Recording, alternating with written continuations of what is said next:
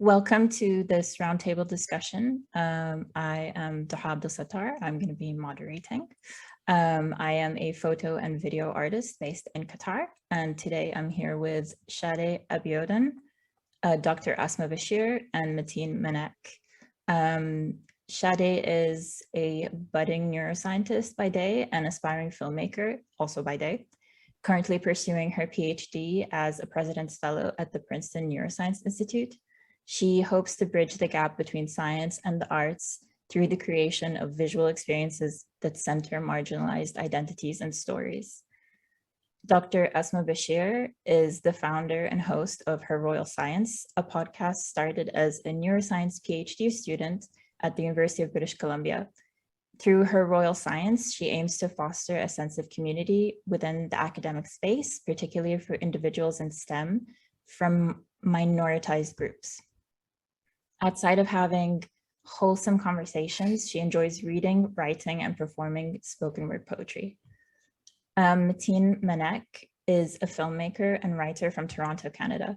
He runs The Curious Society, a video production company that focuses on crafting authentic story-driven films.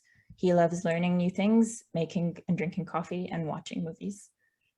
So I want to start by asking Asma, where you got the idea to create a short film about your podcast origin story. The story begins on Instagram, like so many great stories of the 21st century, where I came across an Instagram live, actually, by Sakina Hassan Ali, who is a fellow Boston University graduate, and she had Mateen on her live for whatever reason. And I happened to only catch the end of it, but towards the end, she was really hyping him up as this amazing filmmaker. And I was like, okay, cool, I'll check him out. I ended up on the Curious Society website. I don't even know if Mateen knows the story. I don't think I've ever shared it, but I ended up on his website and I thought, whoa, wow, he really is talented. And I wonder if he'd be willing to work together, if he'd be willing to, the initial idea was to create a promotional package for the third season of the podcast. But as we continued to speak and develop ideas, it ended up being more of the origin story of Her Royal Science, where it started, how it developed, and where we stand today. So the idea was a little inorganic in that it just happened, but there were also some guided moments where Mateen would offer a lot of ideas for what this film could look like. And I think the end product ended up really being beautiful and more than I ever expected.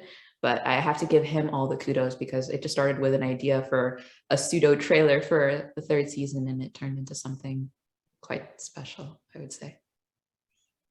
And I want to ask Mateen if there is anything in particular you took into consideration when you were making this film. I think it was just there was a lot towards understanding, what PhD life was, which I think Asma gave me this really long, explanation, and I think I was just like, "Wow, really? Is this true? This sounds crazy." But I think I had to really take that into consideration, and I think from the moment Asma reached out to me, I was just 100% interested in her story. I remember going to my friends and being like, "This person contacted me. This is their story. I'm so excited. I don't know if she's gonna want to work with me, but like I'm so excited." But I think just hearing more and more about the story, I knew there were so many things I had to include, um, even from the beginning, even before we started filming. So yeah, I think just making sure that I represented her story as best as I could was my number one concern throughout filming this. I want to ask Sade something that ties into like what you just said about the PhD aspect and stuff, but I don't have anything like necessarily prepared.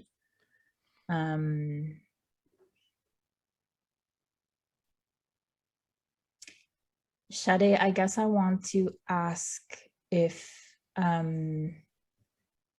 you see some kind of, I don't know how to phrase what I'm trying to ask. Do you guys get what I'm trying to say?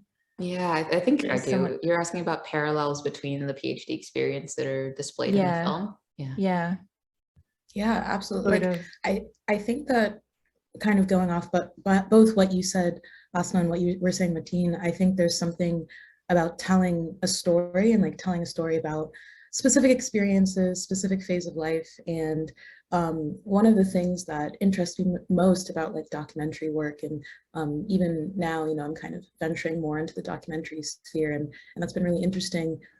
You have a world that you can create within a film, and you know, as a filmmaker, as a storyteller, you have a lot of creative freedom and a creative right to sort of do with that world what you will. But when you're trying to tell a story that is someone's lived experience, it's kind of you peeking into their world. There's sort of an obligation, a duty that you feel almost to like speak it or to kind of tell it in their voice, like see it through their eyes and show it to people through their eyes as accurately, as precisely as possible. And that's one of the things that I think, even with being in the PhD program now, or being in my program and sort of staying both within a filmmaker's mindset, but also kind of cementing and developing further my neuroscientist mindset. I think a lot about the stories that I'm drawn to, that I want to tell, that when I hear them, they make me think about things more deeply, whether they be intellectual stories, like stories about research and sort of people's worlds, people's lives within the academic sphere, or stories about people's lived personal real world experiences. And so I think a lot about how even with some of my work and some of the films that I'm interested in, not always being those like always being documentary or always being these kind of true life narratives, there's always a story, and there's always parts of my story that I try to include in the films that I make, and also the films that I'm drawn to films in which you can see parts of the filmmakers, parts of their world in the stories that they're telling. And kind of building on what you just said, considering that you are involved in both neuroscience and film, in what way do you see those two things intersecting? Oh, great question. I feel as though, so my introduction into film was a really interesting one because it came quite late for me. So I studied neuroscience in undergrad. I did my undergrad at Duke University, and it was only in my senior year when I took a cinematography class and just absolutely fell in love with the actual like film craft, filmmaking process, and understood more about the logic, sort of the intention that went into creating visual worlds and creating moving images. And I think a lot of my draw to that, sort of why it was so magnetizing to me, is because of how much I thought of it with regards to, or in relation to, a cognitive sphere. Like I found filmmaking, and I still do find filmmaking to be very cerebral. Like you're kind of adding in layers. You have like an audio world that you're exploring, you have a visual world that you're exploring, you have a narrative that might, you know, bounce between the audio and the visual, but it could be an entire separate kind of world and separate dimension. And even in what I study now, kind of in practicing or in investigating neurocinematics, being really interested in the neuroscience of visual media and kind of how visual experiences impact the brain, it makes me think a lot more about the intention that goes not only into creating those images and creating those stories, but then also how much of a subjective impact that we can have on the audience, depending on whether it's subject matter that they personally relate to, whether it's exciting, whether it's emotional story, whether it's just all sorts of different ways that you can really create immersive worlds. And so I think the main tie between neuroscience and filmmaking is just with regards to creating and then consuming immersive worlds and kind of the magic that can happen there. Asma, how do you feel about that? And how do you relate it to your experience of making a film? That's a great question. I wasn't expecting the question because I wouldn't consider myself a filmmaker. That just was a part of this experience, and I felt like I learned so much. I agree 100% with what Sade was saying, which was, I don't know if you could see me, but I was nodding so vigorously. And I think the thing that I do take away from this experience, though, is how multifaceted and multi-talented you have to be in the space of creating a film, where as someone who dabbles more on the audio side of things, I pay so much attention to the way things sound and how people use their voice to tell stories, and how emotion finds its way into the words that you choose to use, and the way you might convey a particular thing. And people are so unique in the way that they choose to do that. But with filmmaking, you almost have the trifecta. that you have what you see, and then the audio apart from what you're actually saying, and then it's what is said. And all those things have to be congruent, or they might not be, depending on what the story is and how you want to convey it.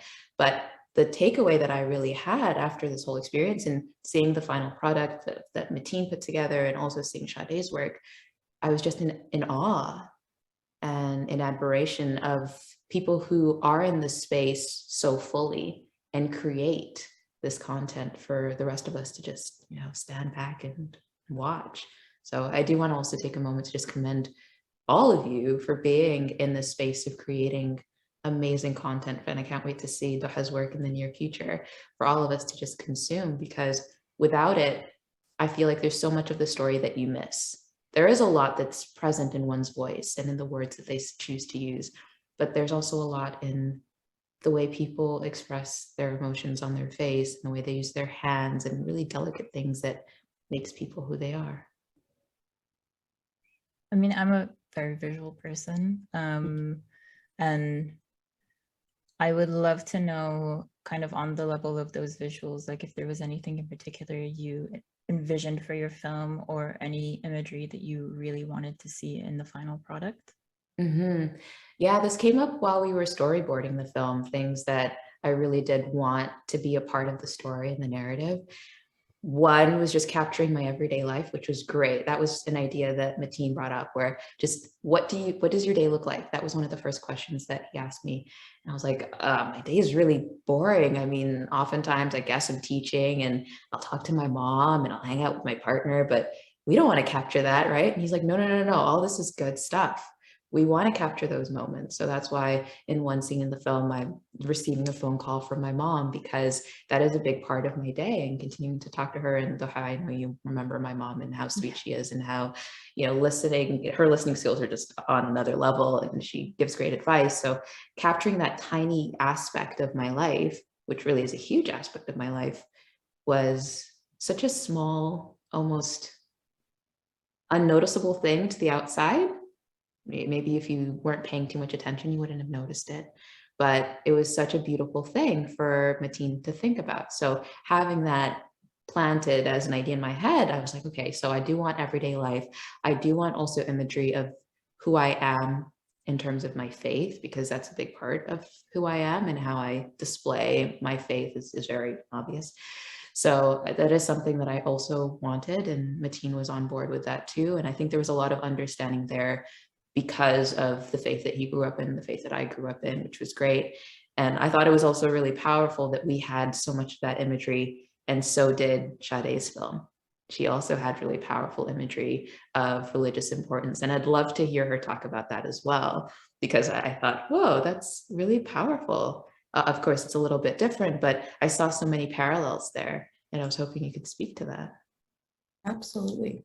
I think that, like, thinking of, I mean, sort of all of our topic matter, it really converges on, or all the topics converge on one another, because I think that identity and personhood, they really factor into how I approach my science, but also how I approach my art, and sort of the art that draws me in, the sort of scientific questions and the scientists that I'm drawn to as well.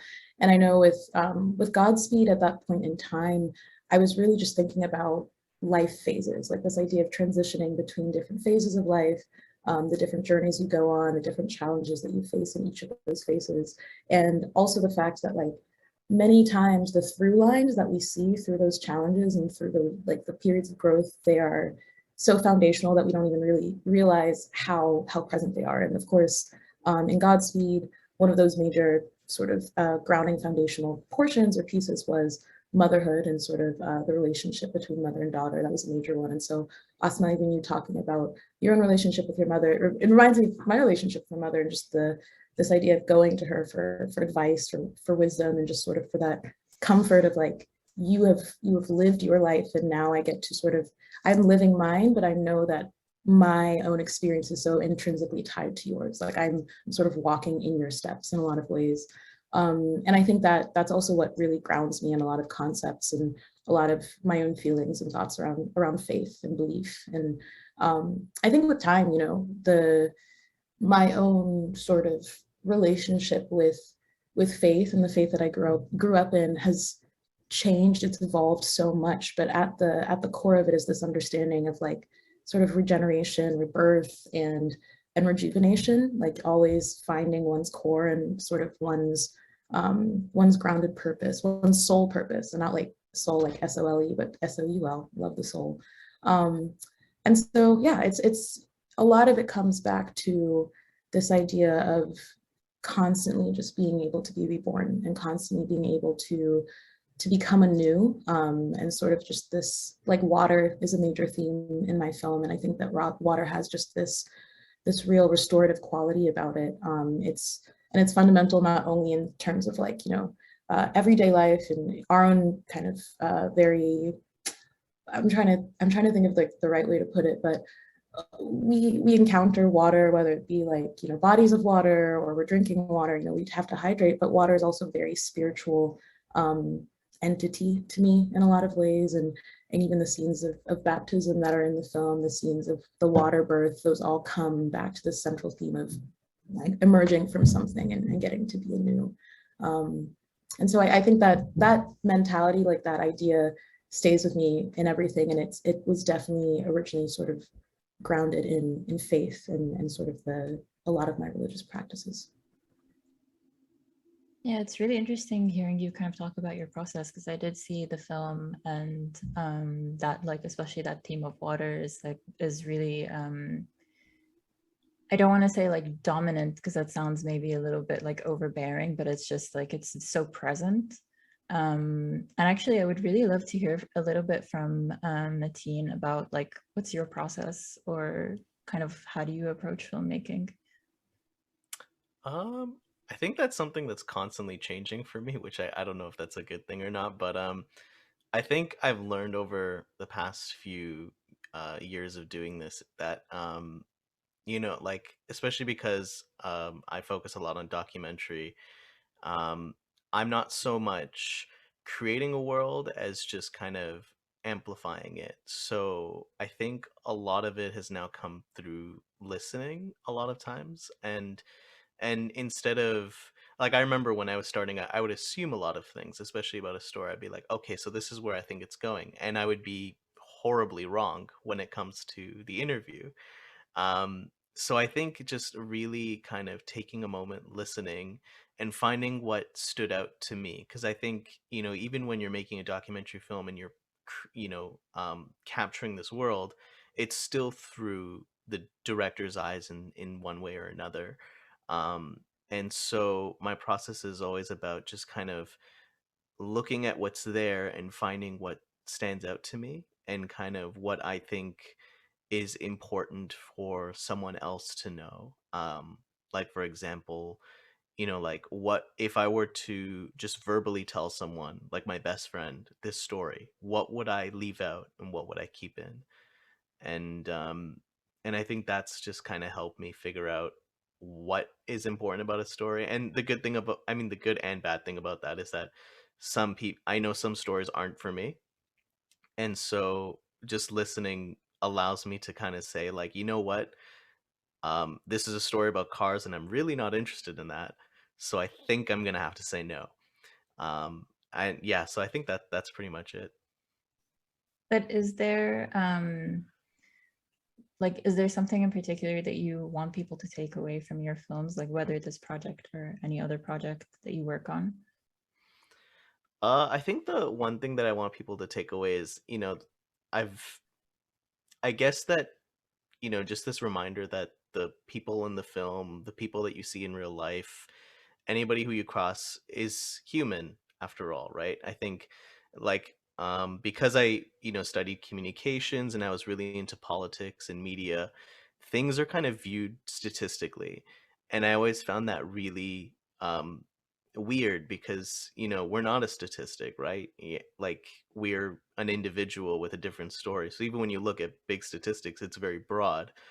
Um, and I've never liked that. So I think, you know, when I jumped into filmmaking, it was all about kind of focusing on human stories rather than just saying, like, you know, like 6 out of 10 people believe in this, because they're all nuanced in one way or another. So I think if one thing is to be taken away, it's that, like, we're all human. We all, even if we have similar beliefs, they're all slightly different, and that's what makes us special. But I think we need to focus on hearing everyone's story rather than just grouping them together.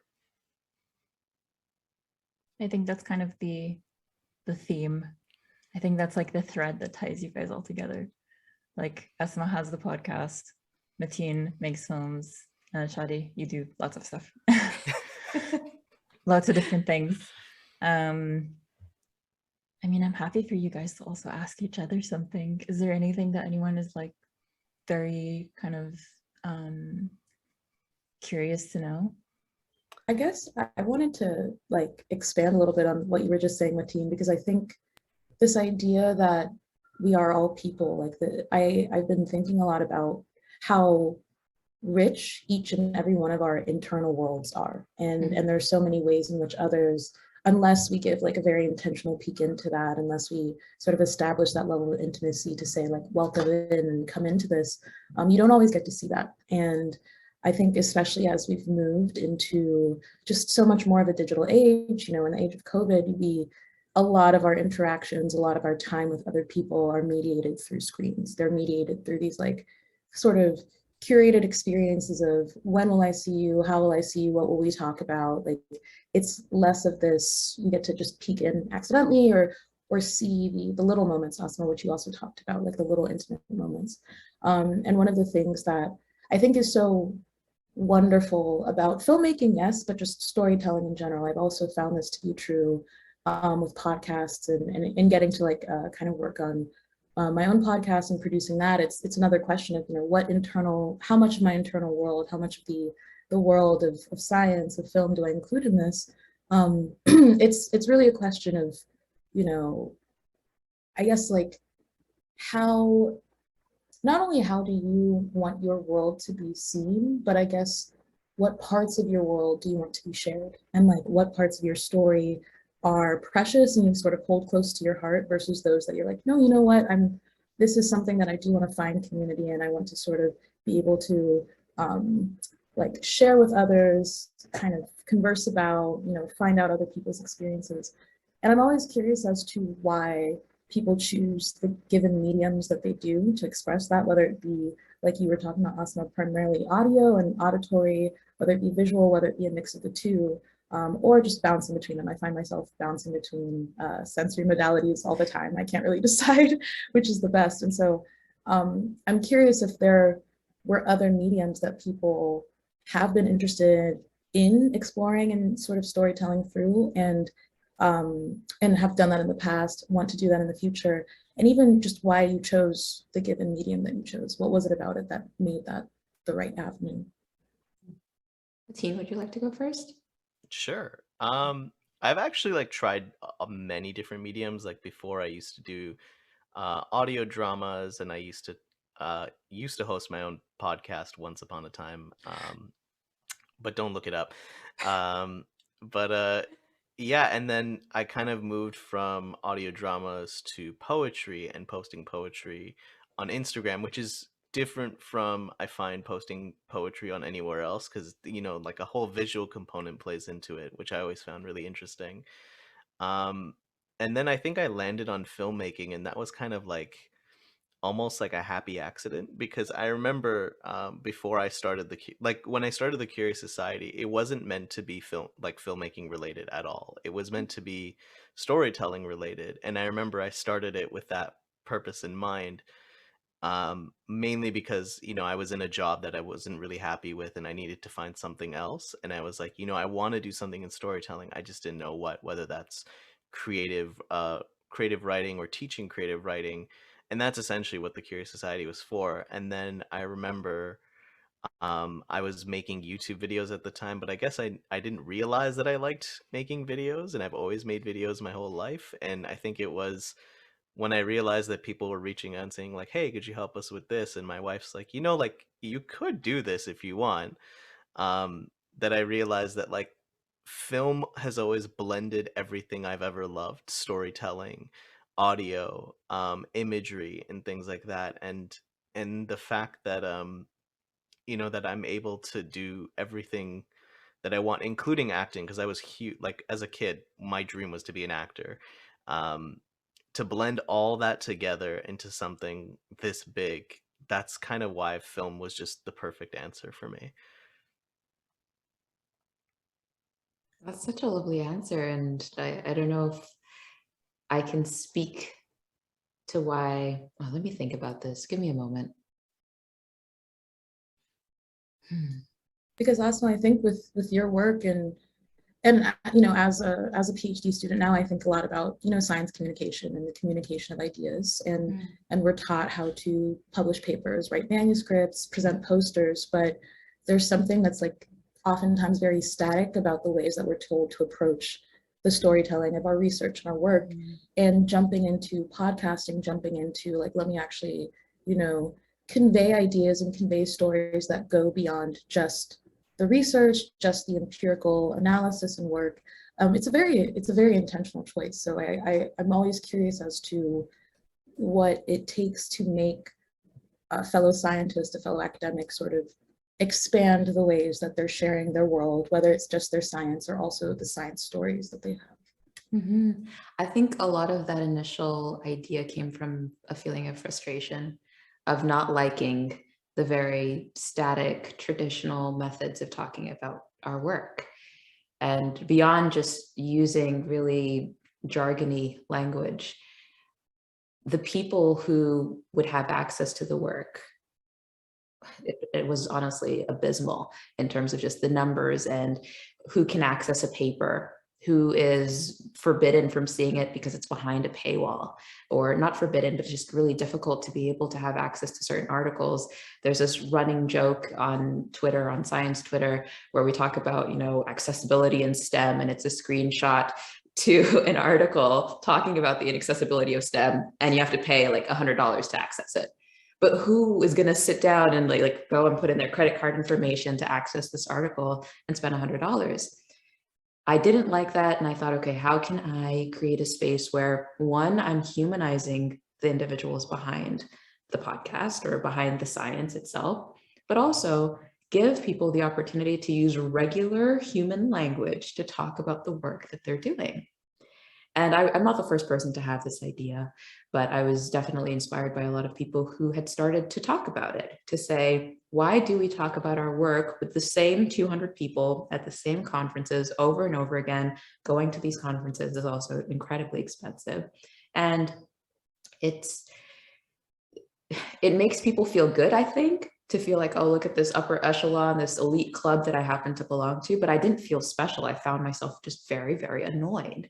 And beyond that, when I would see names in a paper and see the person in real life, I found myself not really wanting to ask about the work that they'd written about, because there was so much that went into that paper. If they published in, you know, these esteemed journals, I think about the night they were in their lab on the microscope, looking at cells or looking at brain sections for hours and hours on end. And I wonder what they were thinking in that moment.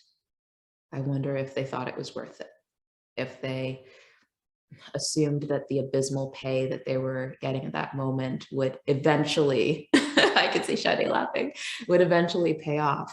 Because it is abysmal being paid minimum wage when you're so specialized. In any other field or specialty, we would be respected in a way that we're just not respected in this space.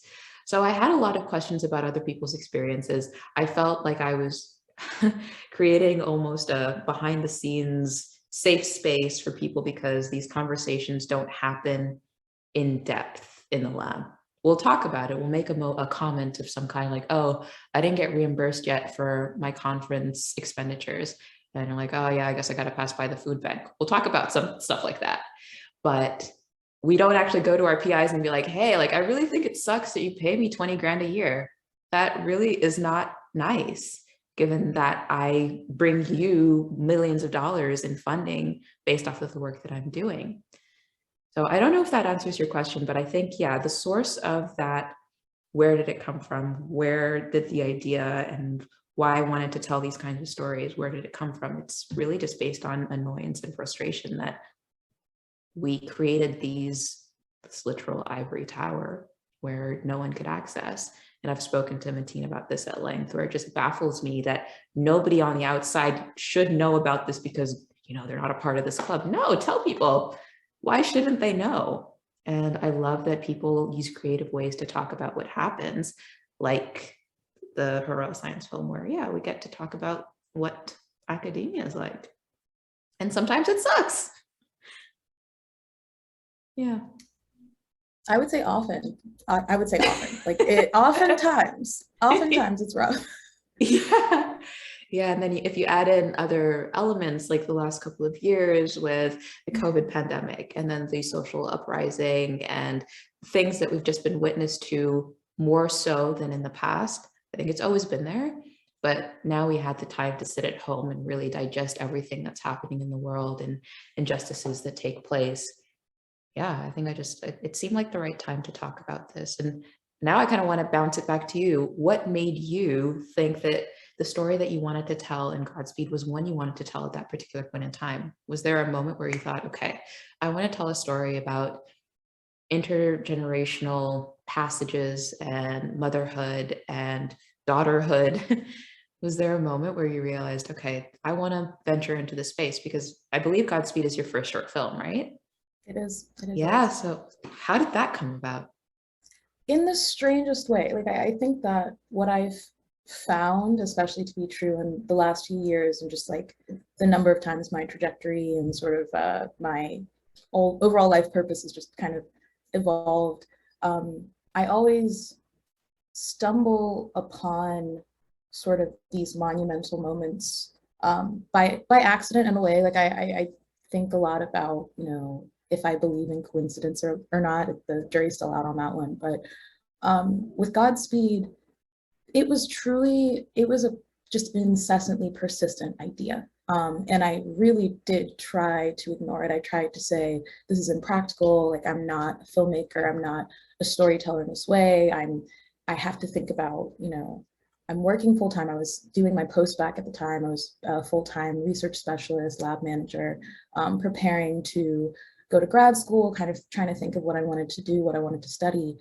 And so the idea of making, you know, a full-scale production for a film was just not, it made no sense for it to be on the cards. And I think that at the time, it was, I'm kind of trying to think of my logic in relation to everything that you were saying. Like, a lot of my ventures, whether it be into writing and writing about sort of things that exist within the world of academia, sort of inclusivity in the world of neuroscience, whether it be podcasts, whether it be, you know, whatever other short, small creative adventures or, you know, science communication projects I've done in the past, a lot of times they've come from a place of frustration and a place of, why are we not having more of these conversations? Why are we not looking beyond sort of the surface of our work, our research, our kind of purpose as people and as academics, as artists?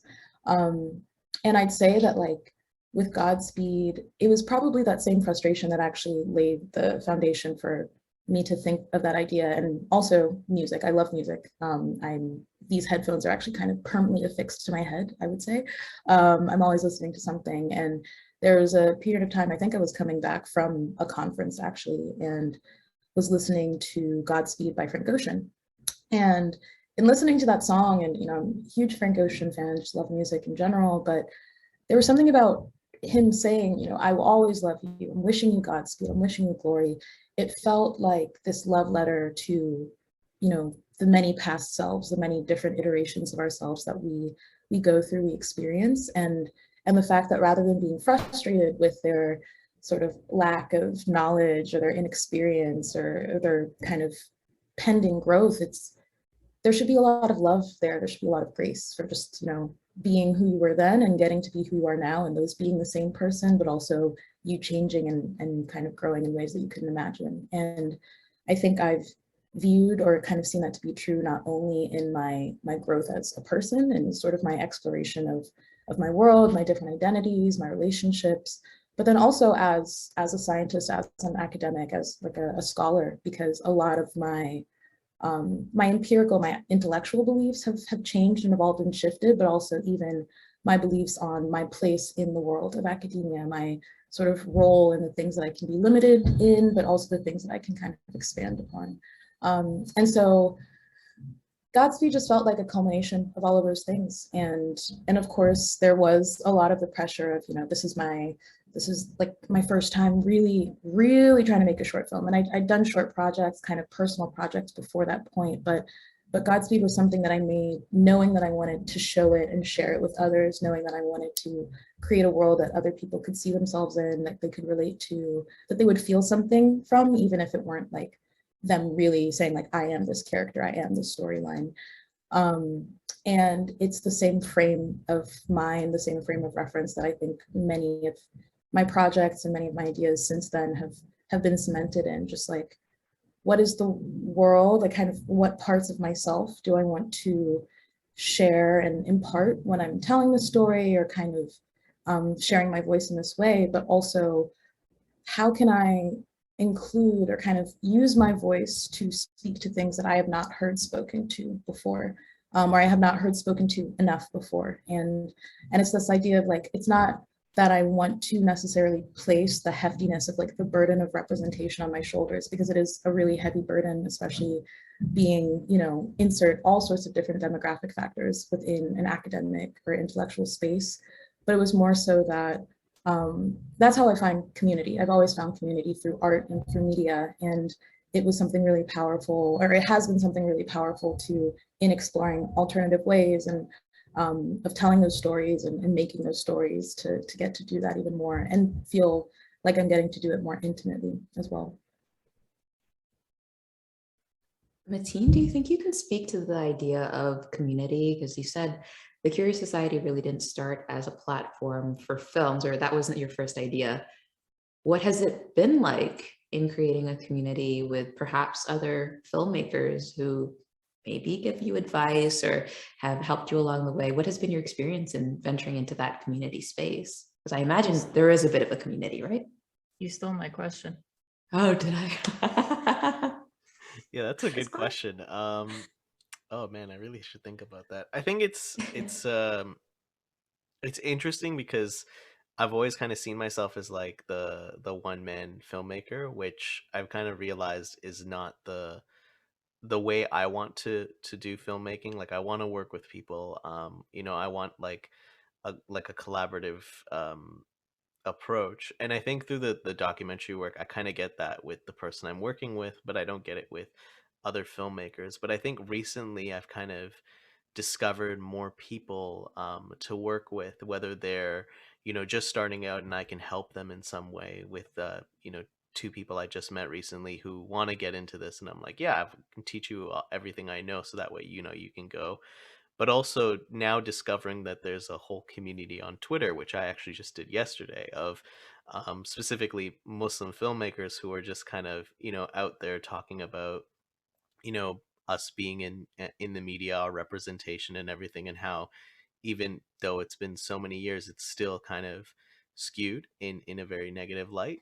um I think it's really cool that like filmmaking is something you can do by yourself, but it's also something you're kind of doing with so many other people. And the other sense is through just kind of the, like, I find filmmaking and any kind of media is also not really so much just what you're saying, but rather I find it kind of like a dialogue. So I remember even when I was watching Godspeed by Sade, the thing that blew me away about that film was your voice was so distinct. I remember watching that and being like, "Oh my God, this is beautiful." And whenever I watch a film and I think, man, I wish I made something like this, I know that film is really good. And I felt that like since the first scene, I was like, wow, this is phenomenal. And I think, learning from Godspeed, but also from other filmmakers, like, their style, their approach, their vision, and their voice kind of allows me to, I don't know if I'm answering your question, but that's essentially how I find community through that. I thought community was going to be way different with how the Curious Society started. It was going to be more like kind of like how I was teaching before, where I'd have students and I kind of learn through them and they'd learn through me. But now it's kind of, little bit different way. But yeah. So I sort of want to build on that and ask you guys, because we're sort of talking about how you find community sort of in what you do, but what advice would you give someone, whether it's someone who's in a STEM field or someone who's looking to get into film or whatever it might be, about finding their community and being able to like situate themselves within whatever it is that they're doing? Ooh. Do you want to take this one first, Asma? I think so, just because I don't want to lose the thought, because I'm getting older.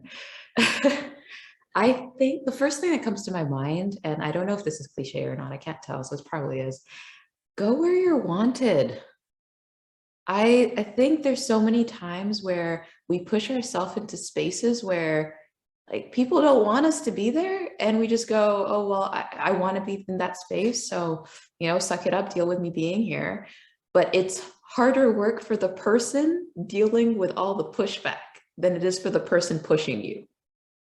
You're the one who has to put up resistance and say, no, I deserve to be here, which might be true. I don't want to sit here and discourage people from entering spaces where they might be minoritized for whatever reason. But finding community truly for me means going to a space where I am accepted for exactly who I am. And that is a beautiful thing, that when it happens, you hold on to it and you make sure you nurture it, because it's a beautiful thing when it happens. And it doesn't happen all the time. And so I think that's why it does feel so special. And I think coming from the space of academia and STEM, where you do spend a lot of time either explaining yourself or situations. So if something happens in the grand scheme of the world, someone goes, who in my vicinity can I ask about this? And I so happen to fall into many categories. So I do a lot of explaining. And sometimes I just don't want to have to explain things. That's something that we ended up discussing in the film, where sometimes you just don't want to have to do the extra work. I understand that there are going to be spaces where I will stand up and say, by the way, you spoke over that person and that was inappropriate, and you did that because you think your voice is more important. But there are other times where I just want you to get it. I want you to know that what you did was wrong, and I don't want to have to explain it to you. And maybe that's just a factor of me also just getting older and getting a little bit more tired of doing that. So going where you're wanted, finding spaces where you are taken for who you are, where you are right now, is how you build the best community, to me. I hope that also kind of hits a couple of points for Sade and Mateen. I hope that makes sense, and I hope I haven't just like spieled too much. No, it wholeheartedly. I mean, I was nodding vigorously the entire time you were talking, because it's so real, and sometimes it feels though it's not something that you can really speak to without seeming, like bitter or resentful or kind of that thing. But I'm like, no, I think the greatest gift that I've given to myself is being able to admit when I'm just exhausted by the demands that are put on me in a space, or like the fact that I simply don't have a desire for my existence to be an educational experience for others. There are going to be many times and moments when I want to share parts of myself, that I want to sort of speak to my experiences, speak to my worldview, speak to my perspective. But it's something very important for me to be able to discern when and how I do that, and sort of it be by my own choice, my own agency. But then also when I do it, knowing that it's falling on, very attentive ears, that my audience is, it's a captivated audience. And that could be, again, I find it the most difficult within academic spaces for sure, because there is oftentimes this like disambiguation between like personal social matters and issues, and then like scientific, academic, like whatever that like weird distinction is made. And so when people have no choice but to pay attention to the personal and the social, because the world is burning, or things are going on that you simply cannot ignore for the sake of like looking at your data or looking at your research, then oftentimes, like you described, Asma, like the head will turn to the person who they're like, oh, this must be like your everyday, like you probably know how to speak, like what are your thoughts? And it's this feeling of, oh, I can't speak for the entire community and an XYZ way, so what are you actually asking of me? What are you actually expecting of me when I do this? And And I've gotten so much more particular about just what parts of myself I share and who I share those with. And trying to think of the community part, I think, Mateen, you were also speaking to this, like it's it goes back to what your original question was, Dhoha, of like how, like what is your mentality around finding that community? I make a very, very intentional point of having friends that have different brains than I do, that have different sort of worldview, but not even worldviews, but just sort of different perspectives. And that oftentimes means like a lot of, well, you know, I love fellow neuroscientists, we're great, love brains, yay. But many of my friends, many of my community members, like the people that I choose to share space with, even in grad school and kind of in everyday graduate life, are not necessarily studying, or actually none of them really are studying the same things I am, interested in the exact same sort of topic matters, ideas. And that's because I know I never want to get stuck in so sort of confined of an echo chamber that I don't know how to diversify my perspective. I don't know how to sort of take it's kind of like the foundation of an interdisciplinary approach to seek external perspectives, seek alternative ways of looking at things. And so it's been really important for me, for my community to like always challenge the way that I'm thinking of things and sort of have me look at things a different way. I also find that with a lot of my film community, and it's been a real honor to still get to build that community, even in the midst of, you know, being very much at a PhD program. Sometimes I forget, don't tell my advisors that, but I've also just sought out filmmakers that even if we don't end up, you know, in a collaborative space, we're working on a project together, we're working on some sort of, you know, end goal, when we share brains, when we share our minds with one another, it's like always an enriching experience, and something that really reminds me that like I love filmmaking not only for the films that are made, but for the way that the minds of the people who make them work. And that's really how I came into what I study, what I do, just like constantly wanting to pick at people's brains creatively and scientifically as well. Not literally though, I'm not actually touching brains. I want to put that disclaimer in. My nails are too long, so.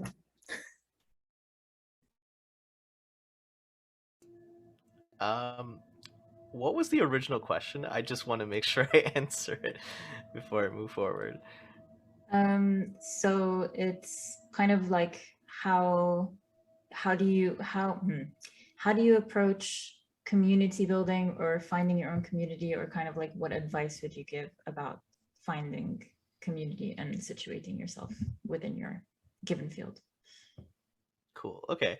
So I think I received a really good piece of advice recently, was that for filmmakers specifically, but I guess this can go for other communities as well, is to kind of to share your work, and you'll slowly attract people who agree with your work and your values and stuff like that. I think I've been fortunate that like my style is different from a lot of people I know, just because it allows me to kind of find the people whose work I really love.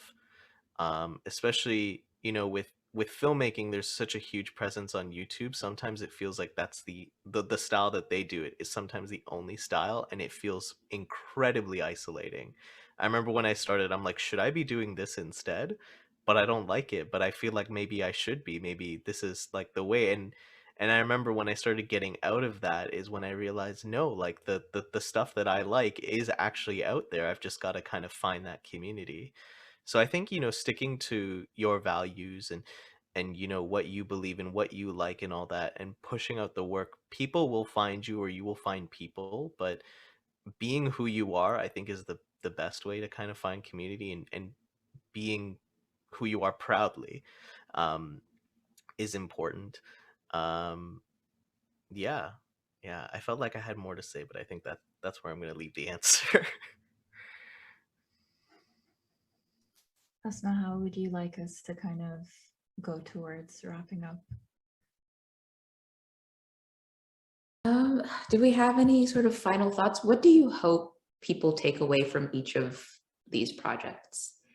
So Sade, when you want people to think about Godspeed and digest it, Is there like a key thing that you want them to leave with, a question they should have in mind?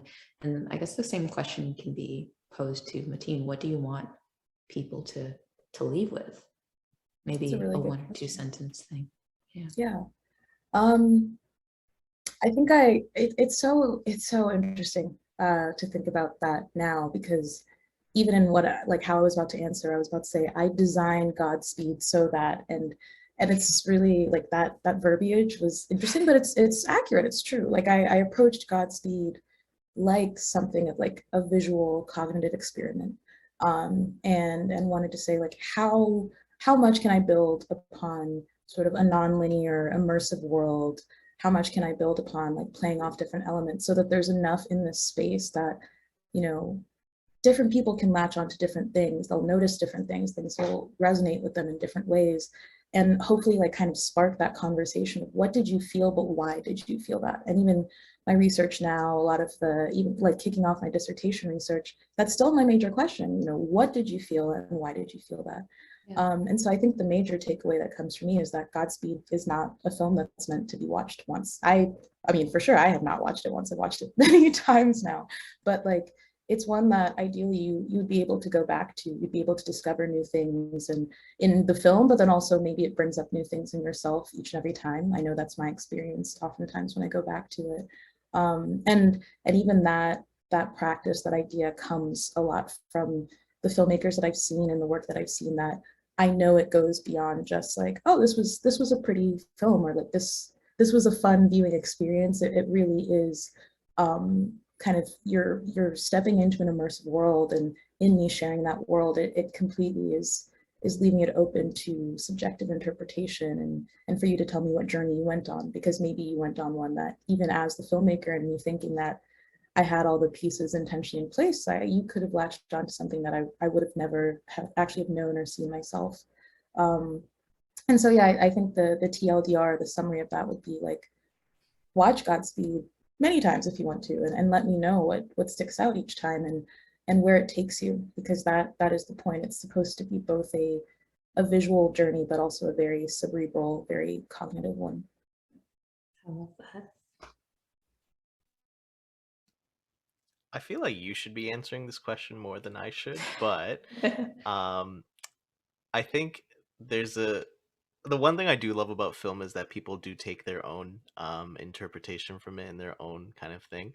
So sometimes I just, like, I love to hear what other people say, and I sometimes use that as a, I didn't really have an answer for this question kind of thing. But on that note, I think there's two things. One thing that you, Asma, told me that really stuck out for me, I remember in the interview, this is not in the film, but you said, you were taught as a child that, when you see a problem, you do something about it, right? Like if there's a problem, instead of just being like, oh, this sucks, you have to say like, what can I do about it? And I think that's a big lesson from her rural science, is that, like when you see that there's a problem, sure, we can complain about it and that helps sometimes, but sometimes you also have to ask yourself, like, what can I do to make a difference?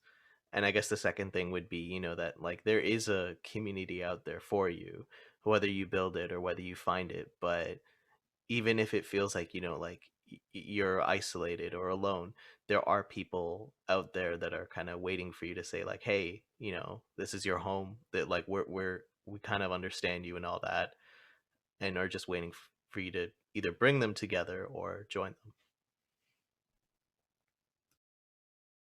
If I answer that question of what I want people to take away, it's a really hard question to answer, which is why I posed it, because I like to see how people answer these somewhat difficult questions.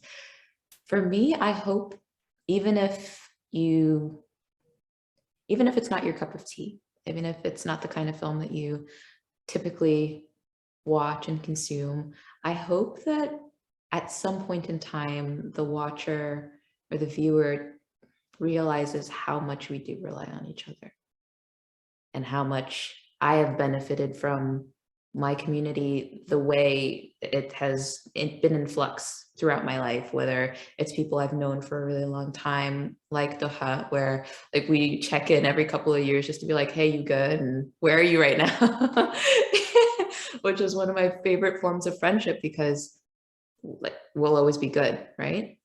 And then there are the people that you speak to on a more frequent basis and who are permanent, like my partner who hates the spotlight, which is why he's not in the film at all. But having someone who gets who you are and sees you for who you are, and it doesn't have to be a romantic partner, but just people who see you. And I hope for people to have that. Like, I hope that you can look in your circle and be like, okay, I have people I can trust, because we do rely on other people. And if we haven't learned that at this point, 2 years into this whole pandemic, then maybe we won't learn it. But I really do think people have taken the time to realize how much we need each other. And I hope that those messages are present in all of the material that we consume, not just the 2 films that we've spotlit today. But I think that would be the message. Yeah, recognize how much we do rely on each other. That was a fantastic answer to your own question, like 10 for 10. Thanks. Was not planned. I kind of wish I could just say ditto to that answer. And That was, yeah, You can. ditto, yeah, retweet, favorite, like, and subscribe. To all of it. exactly. Hey, that is a perfect ending. Dhoha, do you want to sign us out for today? I don't know. I just want to say congratulations, Asma and Mateen, for making a beautiful piece, and Sade as well for your first film. Thank you guys for being here. Thank you for hosting. Thank you so much. Yeah. Thank you.